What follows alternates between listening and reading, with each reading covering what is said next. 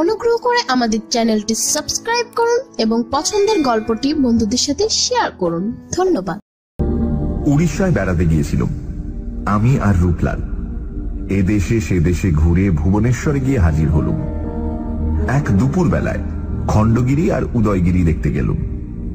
যাওয়ার সময় পান্ডা সাবধান করে দিলে আমরা যেন সন্ধে হওয়ার আগেই ফিরে আসি, কারণ খণ্ডগিরিতে নাকি নরখাদক বাঘের ভীষণ উপদ্রব হয়েছে। বাঘের কবলে পড়ে 1 মাসের মধ্যে 5 জনের প্রাণ গেছে। এই কথা শুনে ভয় পেলাম না, কারণ আমাদের সঙ্গে বন্দুক ছিল।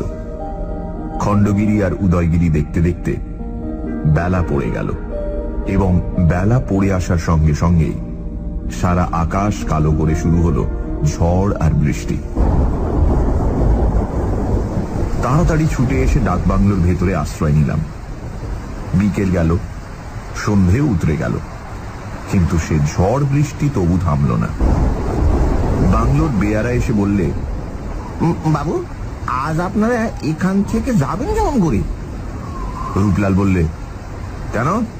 যেমন করে এসেছি তেমনি করেই ফিরে যাব, অর্থাৎ 2 পায়ে ভর দিয়ে। বেয়ারা ঘাড় নেড়ে বললে, স্যার, তা পারবেন না। একেই ঝড় জল, তার উপরে শুনেছেন তো? আমি বললাম, হ্যাঁ, বাঘের উপদ্রবের কথা বলছো তো? শুনেছি। বেয়ারা বললে, খালি বাঘ নয়, পেতনির ভয়ও আছে। রূপলাল বললে, তাহলে আজ আমরা এই বাংলোতেই রাত কাটাবো। জীবনে কখনো পেতনি দেখিনি, আজ তাকে দেখব। আর যদি পছন্দ হয় তাহলে পেতনিটিকে বিয়ে করে দেশে ফিরব। বেয়ারা বললে, বাবু, আপনি জানেন না তাই ঠাট্টা করছেন। বেশ, আপনারা তাহলে আজ এখানে থাকবেন তো? আমরা বললাম, হ্যাঁ। বেয়ারা বলল, তাইলে আপনাদের জন্য রান্না বান্নার আয়োজন করি গিয়ে। এই বলে সে চলে গেল। রাত হলো, বৃষ্টি এখনো ঝরছে, ঝড় এখনো গর্জন করছে। রাতে খেতে বসেছি, এমন সময় বাংলোর দরজায় ঘন ঘন করাঘাত হতে লাগলো। আশ্চর্য হয়ে ভাবতে লাগলাম, এমন জায়গায় এই দুর্যোগে দরজা ঠেলে কে? বেয়ারা চেঁচিয়ে জিজ্ঞাসা করল, কে? বাইরে থেকে ভীত কাতর নারী কণ্ঠে সাড়া এলো, শিগগির দরজা খুলে দাও, নইলে প্রাণে মারা গেলুম। উড়ে বেয়ারাটা সেইখানে দাঁড়িয়ে ভয় ঠক ঠক করে কাঁপতে লাগলো। আমি বললাম, অমন করছো কেন? আরে যাও, দরজা খুলে দাও। বেয়ারা 1 পাও নড়ল না, সেইখানে দাঁড়িয়ে তেমনি করেই কাঁপতে লাগলো। রূপলাল তার ভয় দেখে হাসতে হাসতে দরজার দিকে এগিয়ে গেল। বেয়ারা ছুটে গিয়ে দরজায় পিঠ করে দাঁড়িয়ে মিনতি করে বলল, পায়ে পড়ি বাবু, দরজা খুলবেন না বাবু, ও মানুষ নয়। রূপলাল বলল, বলেছি তো আমি পেতনি বিয়ে করতে চাই। ও মানুষ না হলেই আমি বেশি খুশি হব। বাইরে থেকে আবার আর্তস্বর শোনা গেল, বাঘ, বাঘ, রক্ষা করো, রক্ষা করো। রূপলাল আর বাধা মানল না। বেয়ারাকে এক ধাক্কায় সরিয়ে দিয়ে এক টানে সে দরজার খিলটা খুলে দিল। একটা ঝোড়ো হাওয়ার সঙ্গে দরজা ঠেলে তাড়াতাড়ি ভেতরে প্রবেশ করল একটি স্ত্রী মূর্তি। তাকে ভালো করে দেখবার আগেই বাতাসের ঝাপটে ঘরের আলোটা গেল নিভে। বেয়ারা হাউ মাউ করে চেঁচিয়ে কেঁদে উঠল। সেই অন্ধকার রাত, সেই ঝড় বৃষ্টির হুলস্থুল, সেই পার্বত্য অরণ্যের ঘন ঘন দীর্ঘশ্বাস, সেই অভাবিত ও অজানা নারী মূর্তির আকস্মিক আবির্ভাব এবং আলোহীন ঘরের ভেতরে বেয়ারার সেই কান্না, এই সমস্ত মিলে চারিদিকে কেমন একটা ছমছমে অস্বাভাবিক ভাব সৃষ্টি করল। আমি ব্যস্ত হয়ে বললাম, রূপলাল, শিগগির দরজাটা বন্ধ করো। আমি আবার আলোতে জ্বেলেনি। রূপলাল দরজায় খিল তুলে দিল। আমি আলোটা জ্বাললাম। কৌতূহলী চোখে ফিরে দেখলাম ঘরের কোণে দাঁড়িয়ে একটি অসীম রূপসী মেয়ে ভয়ে ঠকঠক করে কাঁপছে। তার এলোমেলো চুলগুলো এলিয়ে মুখ, কাঁধ ও বুকের ওপর এসে পড়েছে এবং তার সর্বাঙ্গ বৃষ্টির জলে ভিজে গেছে। মেয়েটির বয়স হবে 18 কি 19।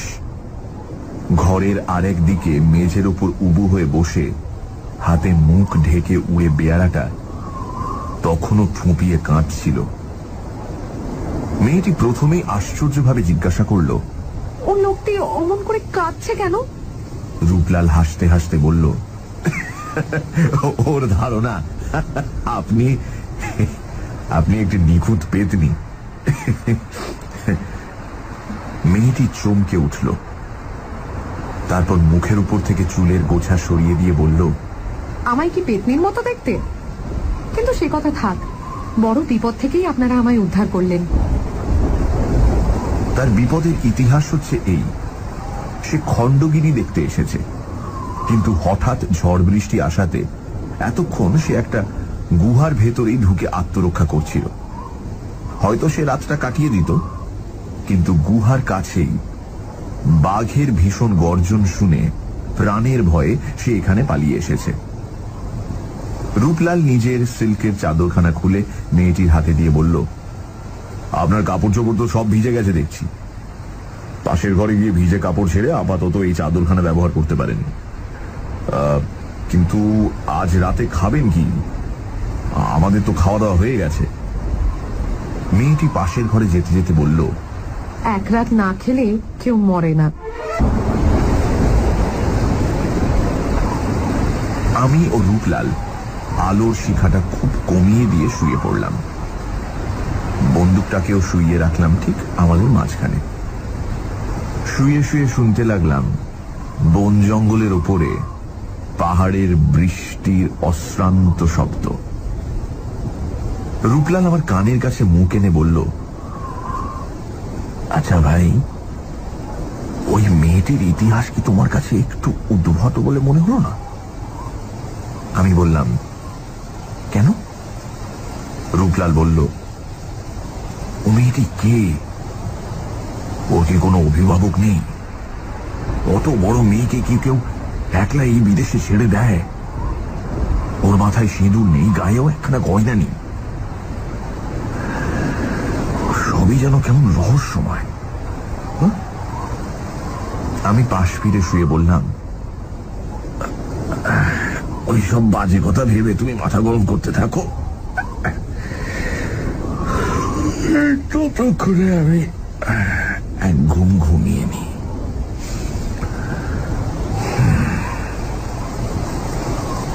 আমার যখন বেশ তন্দ্রা এসেছে তখন শুনলাম রূপলাল আপন মনে বলছে, অমন সুন্দরী মেয়ে,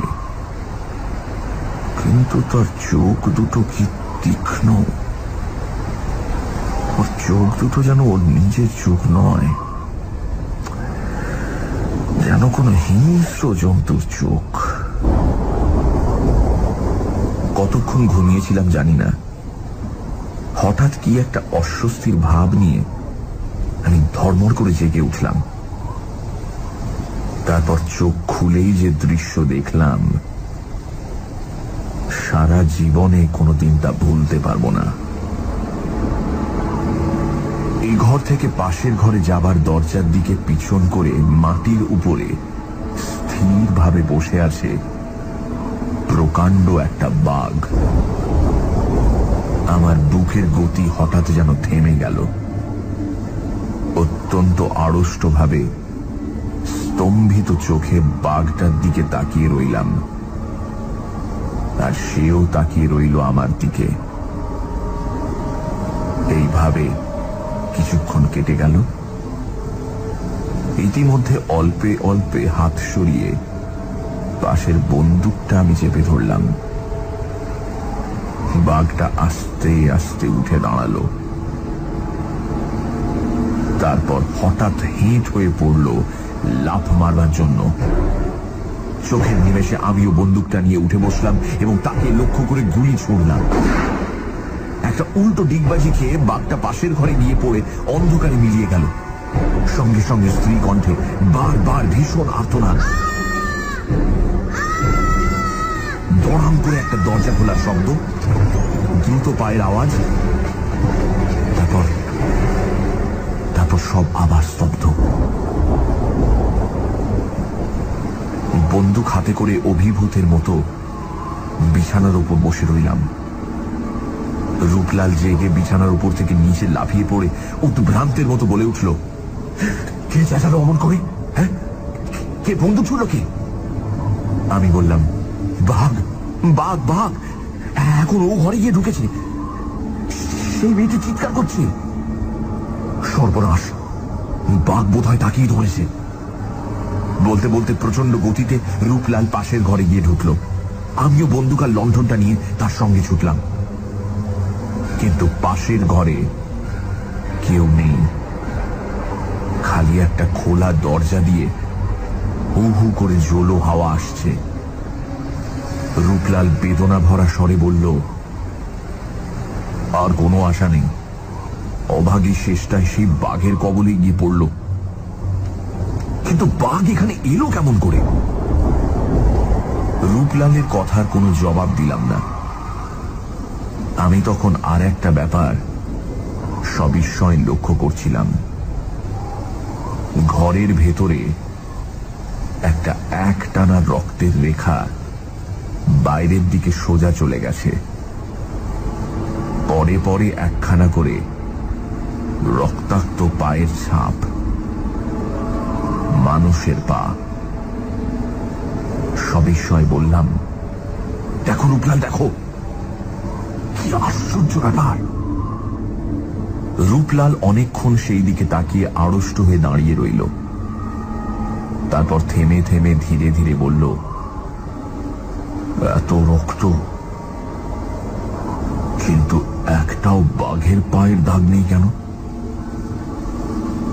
এই পায়ের দাগগুলো দেখে মনে হয় যেন কোনো মানুষের একখানা পা আহত হয়েছে, আর সেই আহত পায়ের রক্ত ছড়াতে ছড়াতে সে এ ঘর থেকে হেঁটে বাইরে বেরিয়ে গেছে। বাঘ যদি সেই মেয়েটিকে ধরে নিয়ে যেত, তাহলে তাকে মুখে টেনে হিঁচড়ে নিয়ে যেত, আর তাহলে এখানে কখনোই এমন পায়ের ছাপ পড়ত না। সেই রক্তের দাগ ধরে আমরা বাইরে বেরিয়ে গেলাম। এবারে দেখলাম কাদার উপর দিয়ে একজোড়া মানুষের পায়ের ছাপ বরাবর বনের দিকে চলে গেছে। রূপলাল মাথা নেড়ে বলল, তুমি ঘুমের ঘোরে স্বপ্ন দেখেছ নিশ্চয়ই। সেই মেয়েটি আবার পালিয়েছে, বাঘটা কিছুই এখানে আসেনি। আমি দৃঢ় স্বরে বললাম, আমি নিজের চোখে বাঘ দেখেছি রূপলাল, নিজের হাতে গুলি করেছি, আর সে নিশ্চয়ই আহত হয়েছে। রূপলাল বলল, তোমার গুলি খেয়ে বাঘ কি পাখি হয়ে ডানা মেলে আকাশে উড়ে গেল? দরজার সামনে এই কাদামাটি, কিন্তু এখানে বাঘের পায়ের দাগ কোথায়? ঘরের ভেতরে মেয়েটি ছিল, কেবল সেই যে বেরিয়ে গেছে তার স্পষ্ট চিহ্ন কাদার উপর রয়েছে। কোনো বাঘ ঘর থেকে বেরোয়নি। আমার মনে হচ্ছে তোমার গুলিতে সেই মেয়েটি আহত হয়ে পালিয়ে গেছে। হঠাৎ একটি বিচিত্র সম্ভাবনা আমার মাথার ভেতর জেগে উঠল। তাড়াতাড়ি রূপলালকে টানতে টানতে আবার ঘরের ভেতর এনে সজোরে দরজাটা বন্ধ করে দিয়ে সভয়ে আমি বললাম, রূপলাল, পৃথিবীর সব দেশের লোকেরই একটা বিশ্বাস আছে কোনো কোনো বাঘ নাকি আসলে বাঘ নয়। রূপলাল, আজ রাতে যে স্ত্রীলোকটা এখানে এসেছিল সে কে? গুলি করলাম বাঘকে, চিৎকার করলো একটা স্ত্রীলোক। এর মানে কি? সে কে? হ্যাঁ, সে কে? রূপলাল অবাক হয়ে আমার মুখের পানে তাকিয়ে রইল। অনেকক্ষণ পরে সে বলল, তুমি কি বলতে চাও? তাহলে ওই উড়ে বেয়ারাটার কথাই সত্যি?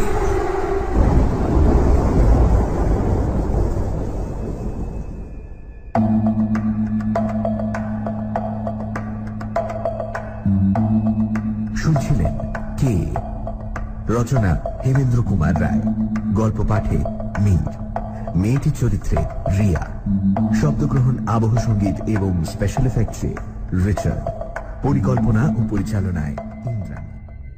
দিকে তাকিয়ে রইলাম, আর সেও তাকিয়ে রইল আমার দিকে। এইভাবে কিছুক্ষণ কেটে গেল। ইতিমধ্যে অল্পে অল্পে হাত সরিয়ে পাশের বন্দুকটা আমি চেপে ধরলাম। বাঘটা আস্তে আস্তে উঠে দাঁড়ালো, তারপর হঠাৎ হেঁট হয়ে পড়ল লাফ মারবার জন্য।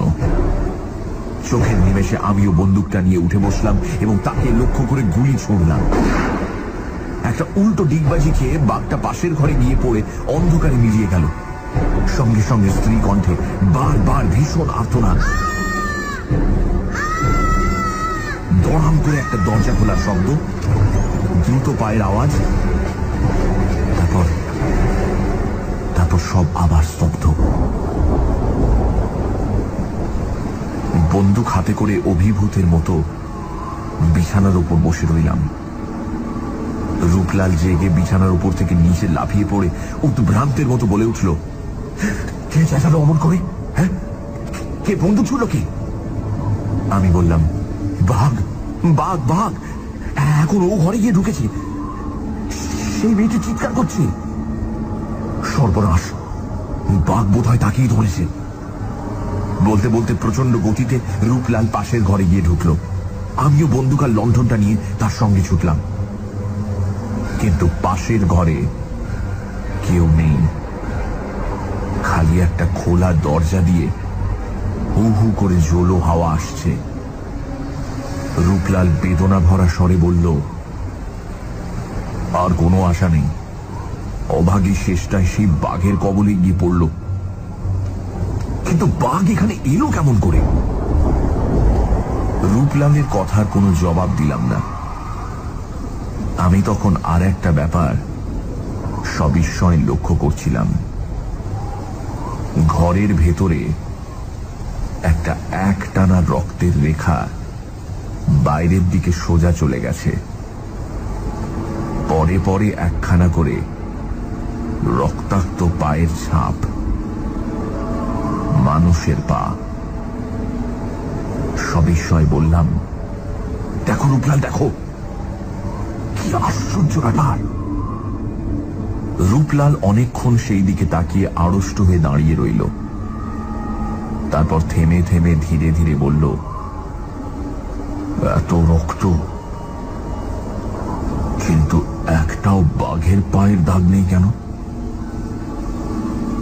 এই পায়ের দাগগুলো দেখে মনে হয় যেন কোনো মানুষের একখানা পা আহত হয়েছে, আর সেই আহত পায়ের রক্ত ছড়াতে ছড়াতে সে এই ঘর থেকে হেঁটে বাইরে বেরিয়ে গেছে।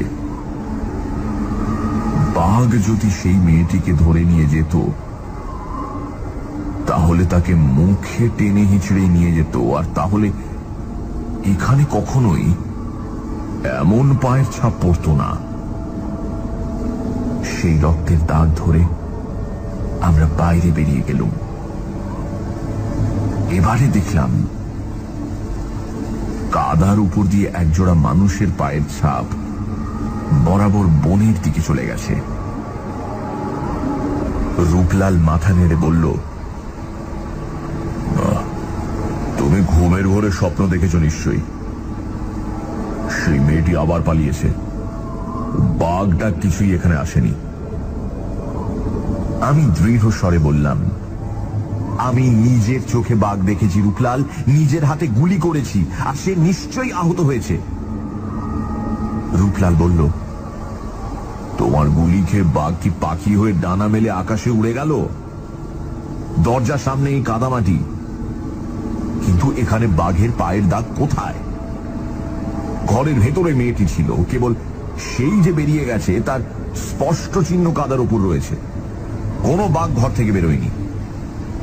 আমার মনে হচ্ছে তোমার গুলিতে সেই মেয়েটি আহত হয়ে পালিয়ে গেছে। হঠাৎ একটি বিচিত্র সম্ভাবনা আমার মাথার ভেতর জেগে উঠল। তাড়াতাড়ি রূপলালকে টানতে টানতে আবার ঘরের ভেতর এনে সজোরে দরজাটা বন্ধ করে দিয়ে সভয়ে আমি বললাম, রূপলাল, পৃথিবীর সব দেশের লোকেরই একটা বিশ্বাস আছে কোনো কোনো বাঘ নাকি আসলে বাঘ নয়। রূপলাল, আজ রাতে যে স্ত্রীলোকটা এখানে এসেছিল সে কে? গুলি করলাম বাঘকে, চিৎকার করলো একটা স্ত্রীলোক। এর মানে কি? সে কে? হ্যাঁ, সে কে? রূপলাল অবাক হয়ে আমার মুখের পানে তাকিয়ে রইল। অনেকক্ষণ পরে সে বলল, তুমি কি বলতে চাও? তাহলে ওই উড়ে বেয়ারাটার কথাই সত্যি?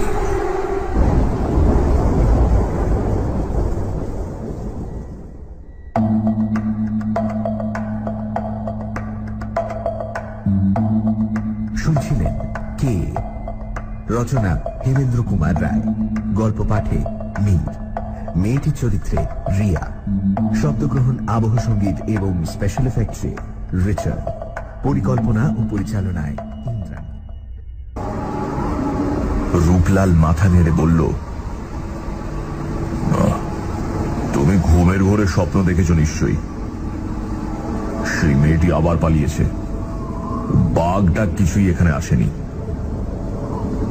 আমি দৃঢ় স্বরে বললাম, আমি নিজের চোখে বাঘ দেখেছি রূপলাল, নিজের হাতে গুলি করেছি, আর সে নিশ্চয়ই আহত হয়েছে। রূপলাল বলল, তোমার গুলি খেয়ে বাঘ কি পাখি হয়ে ডানা মেলে আকাশে উড়ে গেল? দরজার সামনে এই কাদামাটি, কিন্তু এখানে বাঘের পায়ের দাগ কোথায়? ঘরের ভেতরে মেয়েটি ছিল, কেবল সেই যে বেরিয়ে গেছে তার স্পষ্ট চিহ্ন কাদার উপর রয়েছে। কোনো বাঘ ঘর থেকে বেরোয়নি।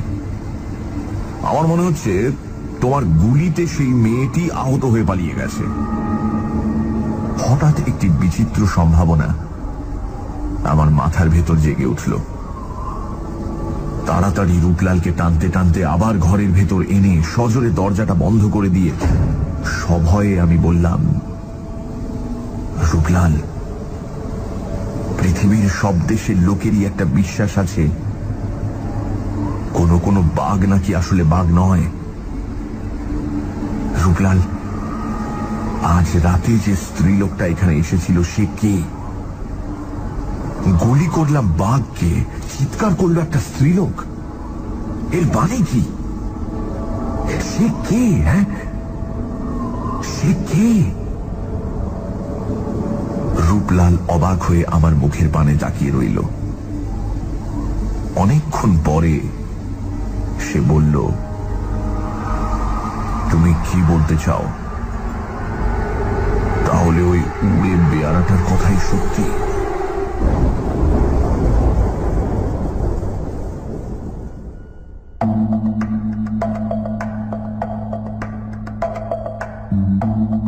শুনছিলেন কে? রচনা হেমেন্দ্র কুমার রায়, গল্প পাঠে মীর, মেয়েটির চরিত্রে রিয়া, শব্দগ্রহণ, আবহ সঙ্গীত এবং স্পেশাল এফেক্টসে রিচার্ড, পরিকল্পনা ও পরিচালনায় ইন্দ্রাণী। গুলি করলাম বাঘকে, চিৎকার করলো একটা স্ত্রীলোক। এর মানে কি? সে কে? হ্যাঁ, সে কে? রূপলাল অবাক হয়ে আমার মুখের পানে তাকিয়ে রইল। অনেকক্ষণ পরে সে বলল, তুমি কি বলতে চাও? তাহলে ওই উড়ে বেয়ারাটার কথাই সত্যি?